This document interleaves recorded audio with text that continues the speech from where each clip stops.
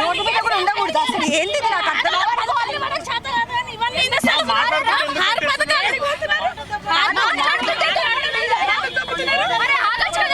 మాట్లాడుతుంటే అసలు తెలంగాణ లేదా ప్రశ్నిస్తా అని అధికారంలోకి వచ్చిండు.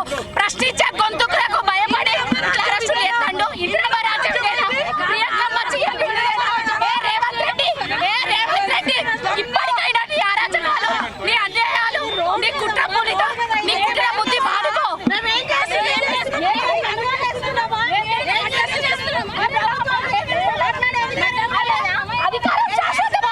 అధికారం శాశ్వతమా? మీ పైసలు ఇస్తేనే కదా, మీ ట్యాక్సులు కడితేనే కదా మీ జీతాలు. రేవంత్ రెడ్డి మా నాయకుడు వచ్చిండు, ఆయనకు సంఘీభావంగా ఆయనకు మద్దతుగా మేము ఇక్కడికి వచ్చినాం. రోడ్డు మీద కూడా రాలేదు. ఇక్కడ నీలో దగ్గర కాఫీ తాగినాం. కాఫీ తాగి బయటకు వచ్చి ప్రెస్లతో మాట్లాడుతుంటే దొబ్బేస్తున్నారు. ఏంది ఇందిరమ్మ రాజ్యం గిదేనా? ప్రజాపాలన గిదేనా? మహిళలను గింత ఆయన గౌరవీయాడు. తెలంగాణ రాష్ట్రంలో మహిళలకు గౌరవం లేదు. పక్క దేశాల నుంచి వచ్చిన అందాల భావాలకు కూడా గౌరవం ఇయ్యాడు. మిస్సింగ్ ల్యాండ్ మిల్లా మ్యాగీ తోటి ఏ విధంగా ప్రవర్తించారో తెలంగాణ రాష్ట్రంలో ప్రపంచంలో ఉన్న అందరికీ తెలిసిపోయింది. ఇప్పుడు తెలంగాణ కోసం కొట్లాడిన బిడ్డల మీద నువ్వు అరాచకం చేస్తున్నావు. ఇది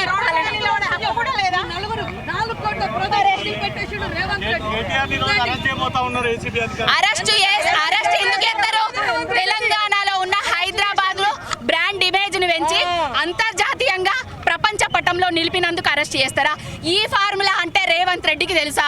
ఫార్ములా స్పెల్లింగ్ రేవంత్ రెడ్డికి తెలుసా? అసలు ఈ రేసు ఎక్కడ నిర్వహిస్తారు, ఎట్లా అనుమతులు వస్తాయి అనేది 6 కోట్ల మొక్కలను కేసీఆర్ గారు హరితహారం పేరుతోటి పెట్టిన తర్వాత, హరిత తెలంగాణ అయిన తర్వాత ఈ ఫార్ములా రేసు రాష్ట్రాలను దేశాలను పక్కకు నెట్టి హైదరాబాద్కి వచ్చింది. 40 కోట్లు చెల్లించారు. ఆ విధంగానే ఉన్నాయి. ఆ బ్యాంకుల నుంచి పైసలు తీసుకొచ్చే తెలివి లేదు రేవంత్ రెడ్డికి. ఆ ఫార్ములా పెట్టే తెలివి లేదు. 200 కోట్లతోటి మొన్న ఏదో ప్రపంచ అందాల బామల పోటీలు పెట్టిండు. తెలంగాణ రాష్ట్రం ఇజ్జత్ తీసిండు ప్రపంచవ్యాప్తంగా. ఏం చేసిండో తెలుసు. ఈ ఫార్ములా పెట్టి 700 కోట్ల పెట్టుబడులు తెచ్చింది రావన్న. 200 కోట్లతోటి అందాల బామల పోటీలు పెట్టి ఎన్ని పెట్టుబడులు తెచ్చినావు రేవంత్ రెడ్డి? చెప్పు. ఆ క్వశ్చన్ ఆన్సర్ చెప్పు. ఎన్ని లక్ష రూపాయలు తెచ్చినవా, 100 రూపాయలు తెచ్చినవా, ఏం తెచ్చినావు చెప్పు. అరే రోడ్ల మీద లేము, వాహనాలు ఆపుతలేము. ఈ విధంగా ఎందుకు అసలు